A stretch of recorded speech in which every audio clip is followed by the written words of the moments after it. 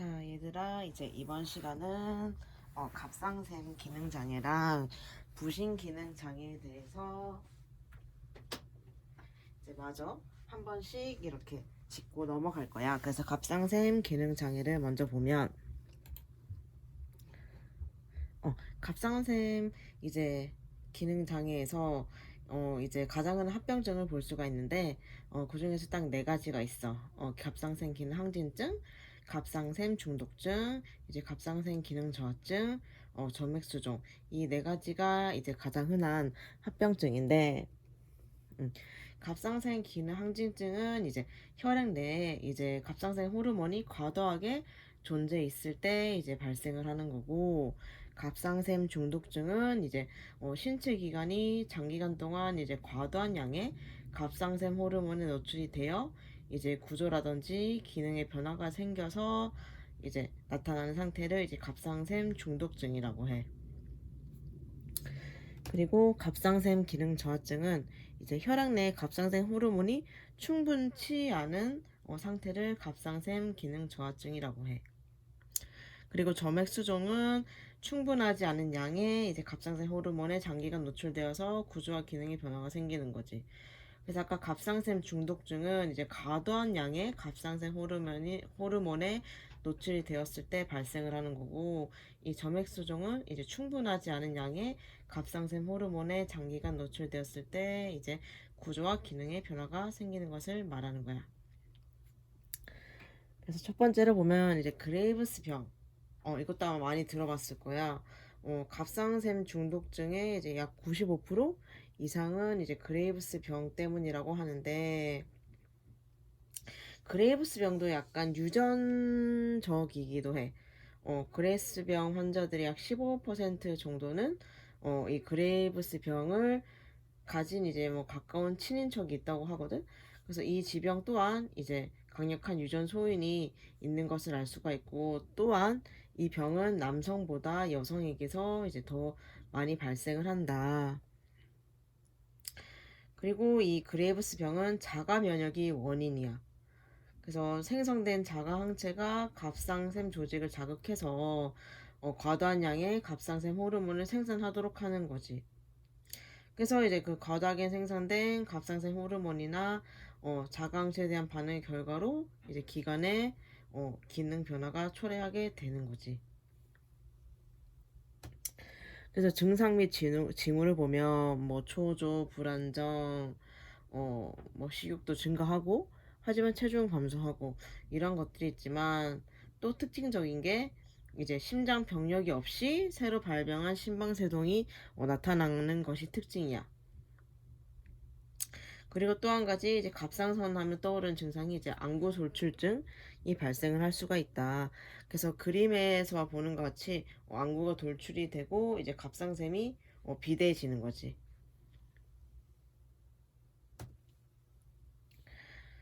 그래서 이 병을 이제 조기에 치유하면은 이제 다행이지만, 이것을 이제 방치를 하게 되면 이제 심장병으로 발전할 수도 있고, 갑상선 중독 위기, 갑상선 중독성 주기성 사지마비 또는 고혈당까지 초래를 할 수가 있다.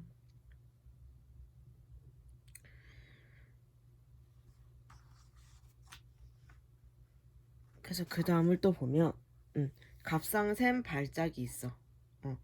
이 갑상샘 발작이라고도 불리는 같은 말로 갑상샘 독성 발작이라고도 하거든. 이것은 이제 치료하지 않으면 48시간 이내 사망할 수도 있는 이제 생명을 위협하는 응급 상황이야. 그래서 이것 또한 이제 뭐 외상이라든지 감염과 같은 생리적 스트레스에서 발생할 수도 있고, 정신적 스트레스에서 발생할 수도 있고, 또한 이제 갑상샘 기능 저하증 환자가 갑상샘 호르몬제를 과용했을 때 또한 이제 2차적으로 이 갑상샘 발작이 발생할 수도 있어. 그래서 아직까지 이 갑상샘 발작의 기전은 정확하게 밝혀진 거는 아직은 없어. 그렇기 때문에 이 지병은 아직도 연구 중인 거 있고, 징후와 증상도 보면은 이것도 마찬가지로 이제 고열, 뭐 흥분, 빠른 맥, 절약, 구토, 설사가 특징이다. 그래서 그 다음을 보면 이제 갑상샘 기능 저하증. 갑상샘 기능 저하증은 이제 선천적일 수도 있고 후천적일 수도 있어. 또 이것은 남녀 모두 영향을 받게 돼. 음. 하지만 이제 중년과 노년층에서 이제 발생하게 되는 점액 수종은 내과적 응급상황에서 흔히 접할 수 있는 거지. 그래서 이 갑상샘 기능 저하증의 특징이 낮은 대사 상태를 만들어. 그래서 초기 증상은 기관의 기능 저하를 보여주기도 하고, 운동이라든지 감염과 같은 변화에 적절히 대응하지 못하는 것을 볼 수가 있어. 그래서 시간이 지나면서 이제 치료하지 않은 이제 심한 갑상선 기능 저하증은 점액 수종의 추가적인 증상을 야기하기도 하지. 그래서 우리 앞에 그 PPT에서 저 표를 본 적이 있지. 갑상샘 기능 저하증이랑 항진증 두 가지 증상 비교한 거를 한 번 더 보면 좋을 것 같아. 그래서 여기까지가 간단하게 갑상샘 장애였고 이제 그 다음이 볼게 부신장애. 그래서 이 부신장애라 하면 이제 부신항진증이 있고 저하증이 있겠지. 그래서 부신항진증과 이 부신저하증 같은 이제 부신거질 장애는 내과적 응급 상황이나 합병 중으로 발생할 수가 있는데 이러한 장애들 중에 대표적인 게 이제 쿠싱 증후군이랑 에디슨병 얘들아 많이 들어갔지. 그 두 개를 가장 흔하게 볼 수가 있다.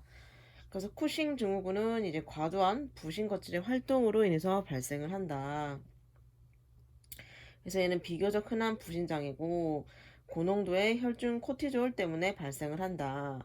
하지만 이 밖에도 이제 뭐 약물이라든지 또는 뇌하수체의 종양에 의해서 발생을 할 수가 있는데 이것 또한 이제 뭐 중년에서 흔히 발생하고 남성보다는 여성에서 더 많이 발생을 한다.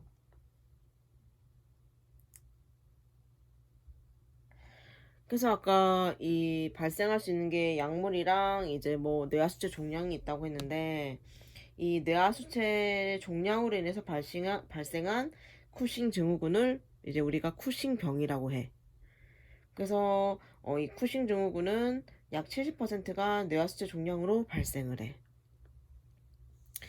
제가 종양으로 인해서 많이 발생한다라고 볼 수가 있어. 그래서 얘가 증상과 징후를 보게 되면 뭐니? 특징적인 게 문페이스지.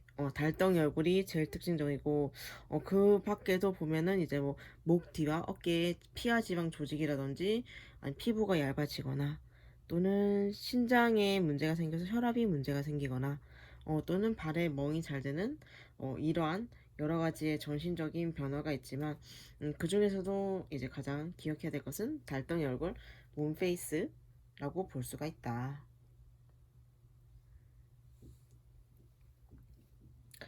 그리고 그 다음으로 봐야 할 것은 에디슨병. 음, 그치? 아까도 보면은 이제 쿠싱 증후군은 과도한 부신거질의 활동으로 발생을 하는 거였다면 에디스는 부신거질의 활성이 부족해서 일어나는 거야. 음. 그래서 이 에디슨병은 부신거질의 파괴로 인해서 발생을 한다. 그래서 90% 이상이 이제 자가 면역 질환 때문에 발생을 한다. 그래서 에디슨병의 증상을 보면 이렇게 만성 피로를 느낄 수도 있고 이제 무기력해지고 메스꺼리고 구토를 하는데 아까 에디슨병이 부신거질의 파괴로 발생한다 했지 얘들아. 이 부신거질이 파괴되면 당질 코르티코이드라든지 미네랄 코르티코이드, 안드로겐 이 세 가지 호르몬을 되게 극소량만 생산하게 돼. 그래서 이 중에서도 미네랄 코르티코이드가 소량으로 생산하게 되면 물과 전해질의 균형에 심한 장애를 일으키게 돼.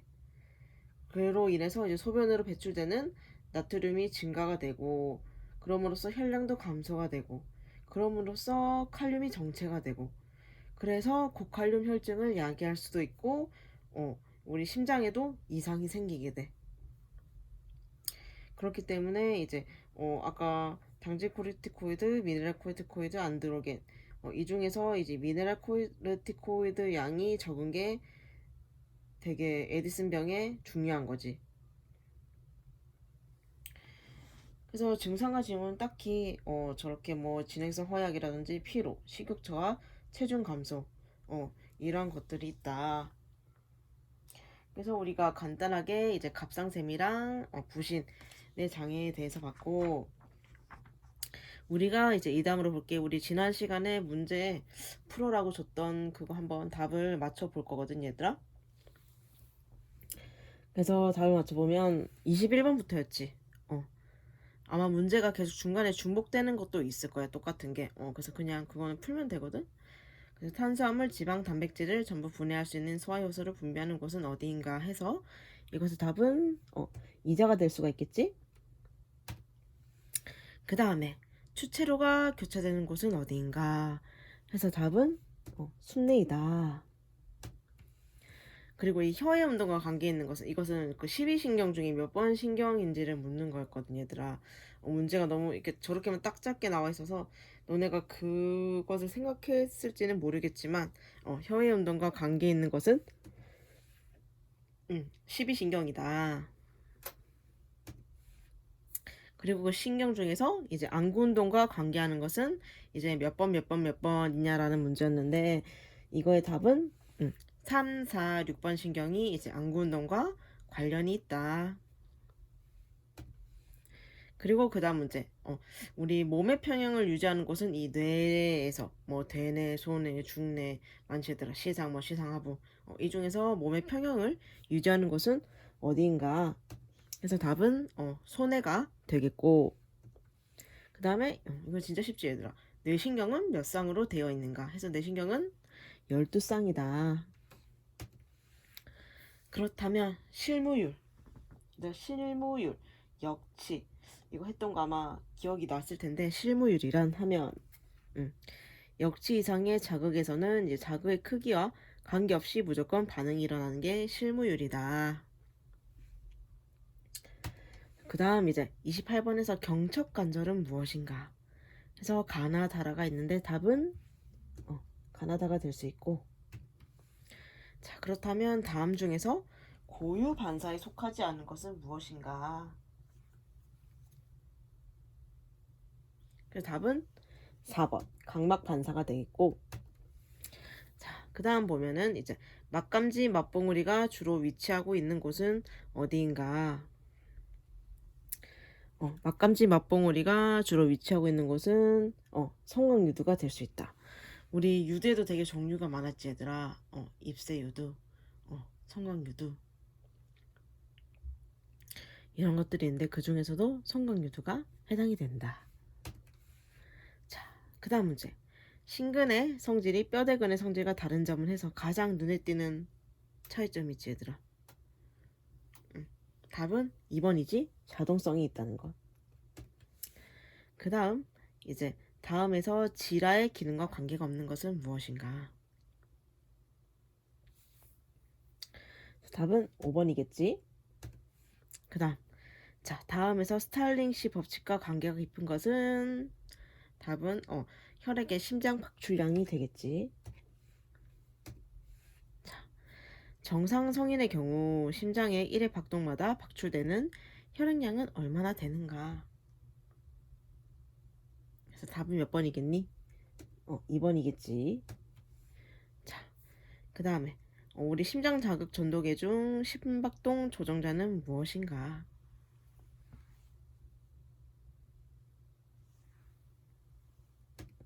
답은 동방결절.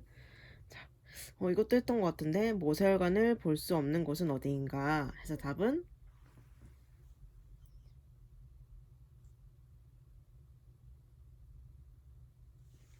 4번 연골이 되겠고, 자 헛박가리에서 헤모글로빈이 산소와 결합하는 이유는 무엇인가? 이것의 답은 4번. 자, 그 다음에 혈액 응고 인자가 아닌 것은, 이것은 3번이지. 해파리는 항응고제다. 그 다음에 B형 혈청에 있는 응집소는 무엇인가? 답은 2번 알파 응집소. 그 다음 뼈의 구조와 관계없는 것은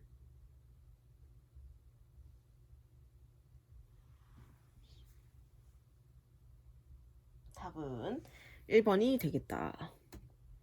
그래서 여기까지가 이제 문제 20문제였고, 자 오늘도 20문제를 지금 이 자리에서 바로 또 풀어볼 거야. 그래서 이제 연습장을 준비해서 문제를 풀 준비를 하면 될 것 같아. 그래서 이번에도 빠르게 한 30초씩 문제를 풀어볼까 하거든. 자, 문제를 보면 여자의 정상적인 생리 주기 중에 배란을 형성하는 시기는 며칠인가?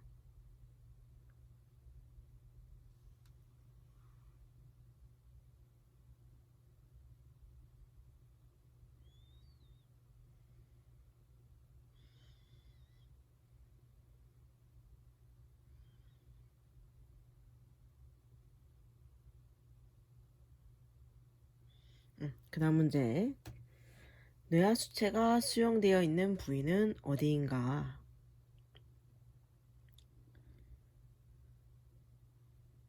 이것도 아마 많이 봤을 것 같고 들어봤을 것 같은데.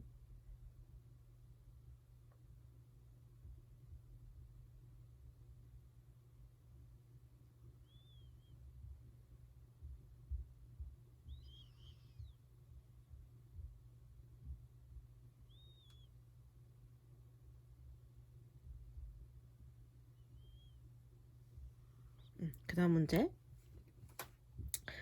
정상인의 혈액량은 체중의 몇 분의 몇인가?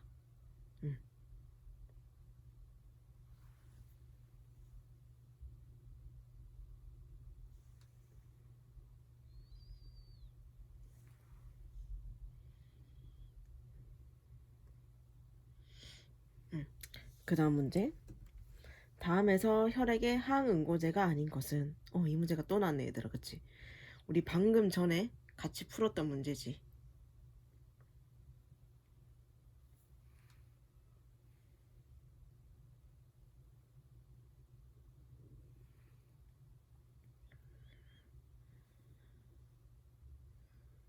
자, 그 다음 문제를 보면 혈액응고 기전에서 제1인자는 무엇인가?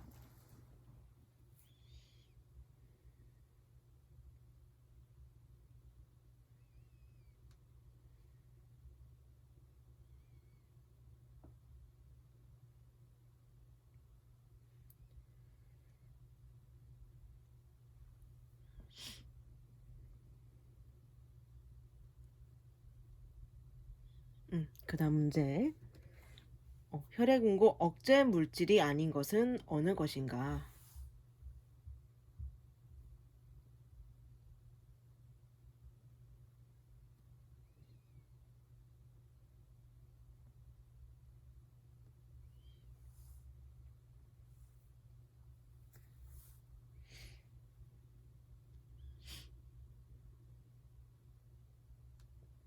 그 다음 문제 볼게. 코 격구를 이루는 뼈는 이 보습뼈, 나비뼈, 코뼈, 이마뼈 중에서 이제 고르면 돼.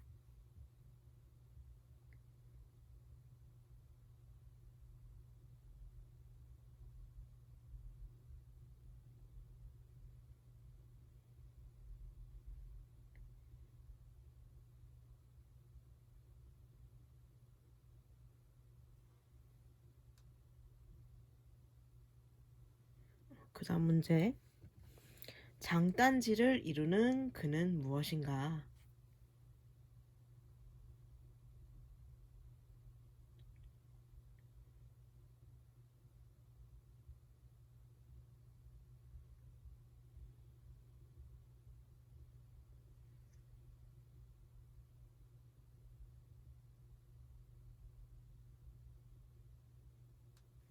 그 다음 문제 볼게. 뼈 돌출부 용어로 옳게 조합된 것은 무엇인가? 그래서 결절, 굴, 관절 융기, 틈새 중에서 고르면 돼.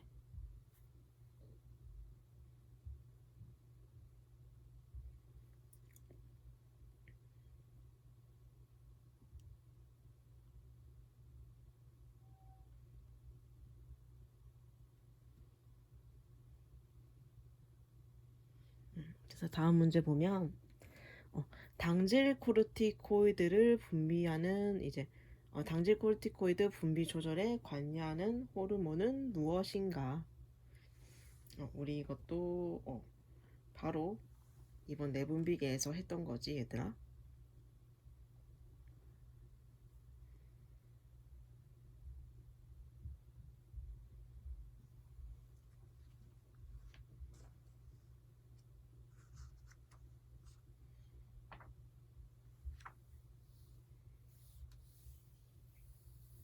그 다음 문제. 부신 겉질에서 분비되는 호르몬은 무엇인가?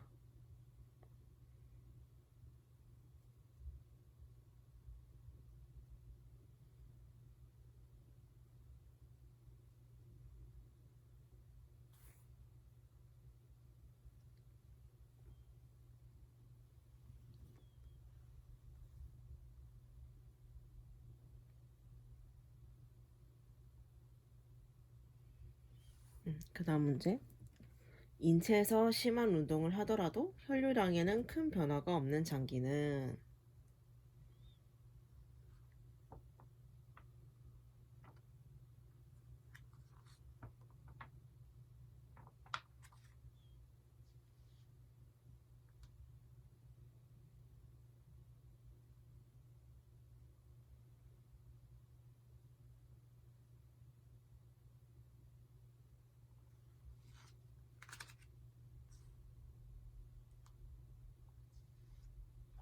그 다음 문제.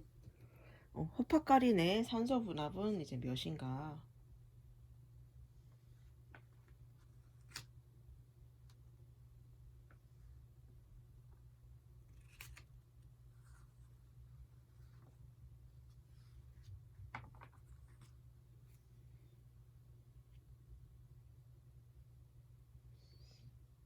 그 다음 문제 볼게.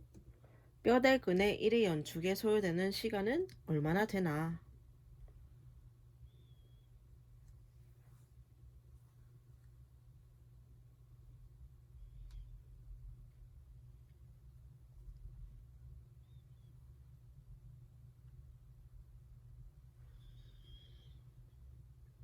그 다음 문제. 뼈대근 수축 시 직접적인 에너지원은 어느 것인가?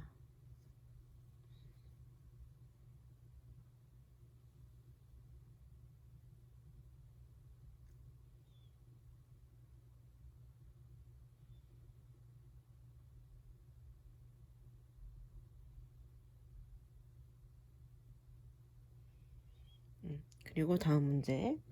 근육이 체중에서 차지하는 비율은 대략 몇 퍼센트인가?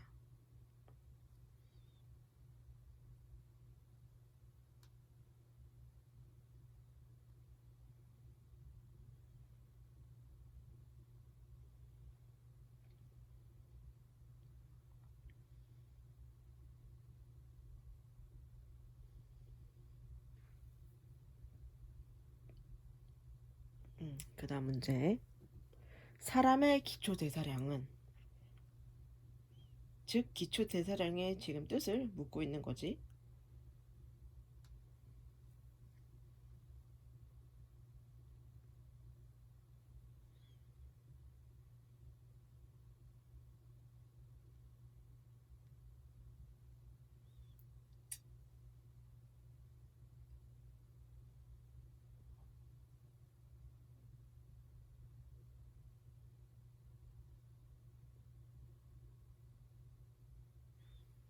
그 다음 문제. 인체의 에너지원의 순서는 어느 것이 맞는가? 즉 탄단지의 그 에너지원의 순서를 물어보는 거지.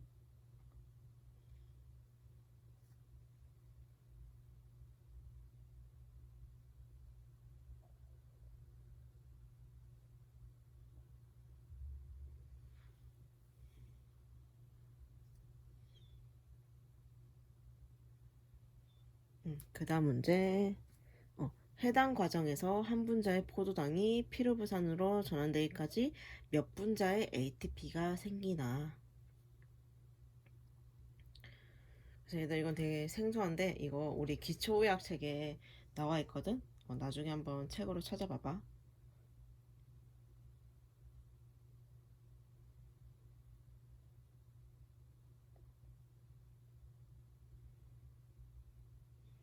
그래서 이제 마지막 문제. 어, 원형질 성분 중에서 가장 많은 것은 무엇인가? 이것도 우리가 했던 거지. 음, 원형질 성분 중에서 가장 많은 것은.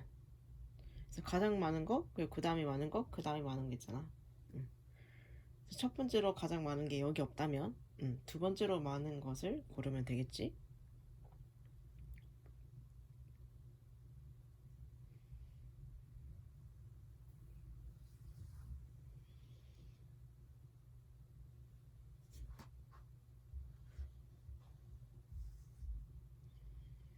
음.